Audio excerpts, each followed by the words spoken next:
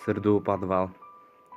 Сабактан соң 6-класстын окуучулары эски мектептин алдына чогулуп калышты. Жана ал мектептин подвалында жаш балдар жана ар кандай окуу китептери бар деген күлкү келтирүүчү сөздөр тараган эле. Бирок чындыгында подвал коркунучтуу көрүнчү. Балдардын арасынан бирөө ал жакка кирүүнү сунуш кылды. Бирок эч ким ага макул болгон жок. Ошол убакта ал жерде турган кыздардан бирөө: Эгерде ким ушул подвалдын астына түшө алса, ошонун бетинен үбүм. деген сөздү укканда арасынан эр жүрөк 5 бала тезинен эле топтолду. Алар секинден абайлап подвалга түшө башташты. Алар аябай коркуп жатса да билдирбегенге аракет кылып жатышты. Мына алар түшүштү. Баардык жак караңгы. Сыз кир эле. Тарап кетүүнү чечишти. Эң эрктүүсү Даня өзү кетүүсүн айтты. Мына 4 бала калды. Никита жана Саша сол жакты. Ал эми Андрей жана Эрик оң жакты көздөй жөнөштү. Даня узун туннель менен бара жатты. Бир убакта эшикке жолукту. Ал эшикте кирүүгө тыюу салынат деген жазууну көрдү да, албетте ал эшикке кызыгып карап калды да, ал эшикти ачып кирди.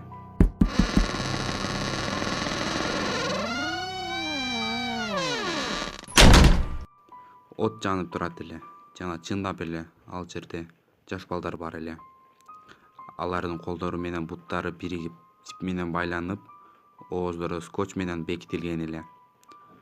Жана ал жерде бир адам бар эле. Ал ак терилүү, көзүнүн ордунда тешик эле. Бул коркунучтуу жандык эмне? Ал албетте призрак болчу. Даня качайын деген, бирок эшик жабык эле. Призрак жакындап басып келет эле. Ал эч нерсе кыла албайт эле. Кыйкырып, кыймылдап, эч нерсе. Жөн гана ал келе жаткан призракка карап турду. Ал балага колун кичине тийгизер эле Даня кыйкырды. Достору аны уккан. Бирок Даня коркконунан кыйкырып жиберди го деген гана ой менен ага көңүл бурушкан жок. Никита жана Саша кызыктуу эч нерсе табышпады. Аларга коркунучтуу боло баштаганда чыгууга шашышты. Андрей жана Эрик болсо кагазда жазылган катты алышты. Каттын сыртында "Мен өлүкмүн" деген жазуу бар эле. Алар аны алды да сыртка жөнөштү. Сыртка чыгаар экен. Сырт кандай гана кооз, күн, таза аба, жарыктык. Ал эми Никита менен Саша эч нерсе таппаганын айтышты. Ал эми Эриктер болсо колундагы катты көрсөтүп, аны окуунуга киришти. Мен өлүкмүн. 10-апрель 2011-жыл. Саламатсыңарбы?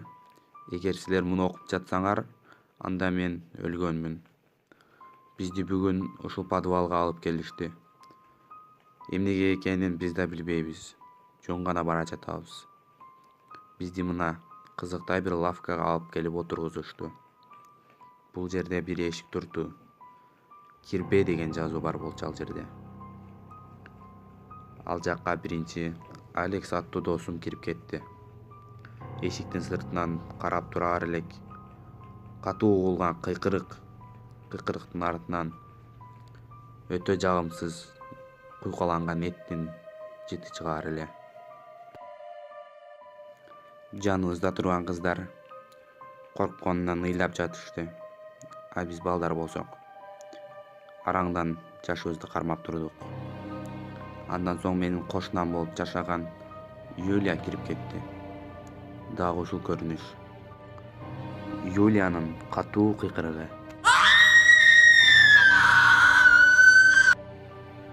Күйүк эттин жагымсыз жыты каңгырыкты кагып кетти. Мынакей, эми биз бешөөбүз калдык. Мен буну эмнеге жазып жатам? Мен бул жактан кайра чыганбы жокпу ал белгисиз. Мынакей, менин да кирүү кезегим келди. Бирок чын ишениңиздер, мен кыйкырган жокмун.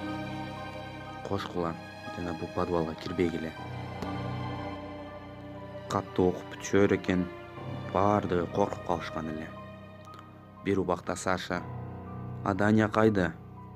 Аябай издешти, кыйкырышты, бирок жок. Кийин болсо мектеп директору бул окуядан кийин ошол кирбе деген эшикти ачтырып, ал жакта башында билгениңиздердей эле, ал жакта өчкөн от жана оттун үстүндө сөөктөр турат эле. Алар ал сөөктөрдү алышты да аны экспертизага жөнөтүштү. Айтуулар боюнча, ал окуядан кийин ал мектепти бүтүндөй өрттөп жиберишкен.